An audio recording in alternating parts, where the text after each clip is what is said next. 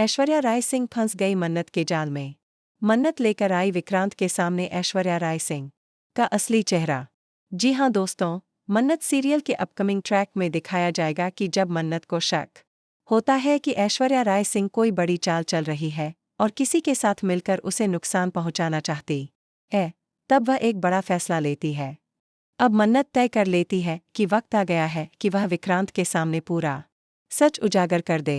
उसे यह भी पता चल जाता है कि विक्रांत की झूठी शादी और उसकी बेहोशी वाली रात दरअसल ऐश्वर्या राय सिंह और मल्लिका की साजिश थी।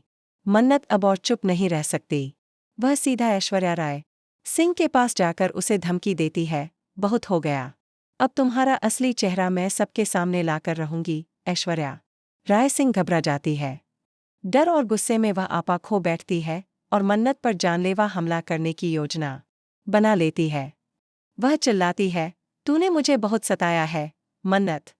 ऐश्वर्या चाकू लेकर मन्नत की ओर बढ़ती है और कहती है, तेरा पैदा होना ही मेरे लिए सबसे बड़ी बद्दुआ बन गया। जैसे ही वह मन्नत पर वार करने वाली होती है, तभी विक्रांत आकर बीच में आ जाता है और ऐश्वर्या का हाथ पकड़ लेता है। वह मन्नत को बचा लेता है। गुस्से से कांपते हुए विक्रांत ऐश्वर्या से सवाल करता, तुमने यह क्या करने की कोशिश की? एक इंसान होकर एक औरत पर हमला कर रही हो। तभी ऐश्वर्या राय सिंह के मुंह से गुस्से में निकल जाता है, मैंने इसे जन्म देकर सबसे बड़ी गलती की थी।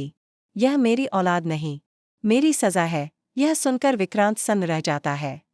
वह चौंक कर मन्नत की ओर देखता है और कहता है, तो तुम मन्नत की असली माँ हो? मन्नत की आंखों में आंसू भर आते हैं।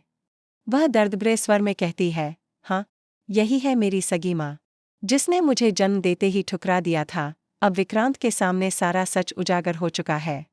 उसे समझ में आ जाता है कि मन्नत जो कुछ भी कर रही थी, वह सिर्फ अपनी माँ की सच्चाई सामने लाने के लिए कर रही थी। अब कहानी एक नए मोड़ पर पहुंच चुकी है। क्या विक्रांत अब मन्नत का साथ देगा? क्या ऐश्वर्या राय सिंह को उसकी करतूतों की सजा मिलेगी? और क्या मन्नत को अब मिलेगा उसका हक, उसका प्यार और उसकी पहचान? इस इमोशन और शॉकिंग ट्रैक को मिस मत कीजिएगा। धन्यवाद दोस्तों। अगर आपको ये अपकमिंग ट्विस्ट्स पसंद आए हों तो ज़रूर लाइक करें, शेयर करें और जुड़े रहिए हमारे साथ, क्योंकि कहानी अभी बाकी है।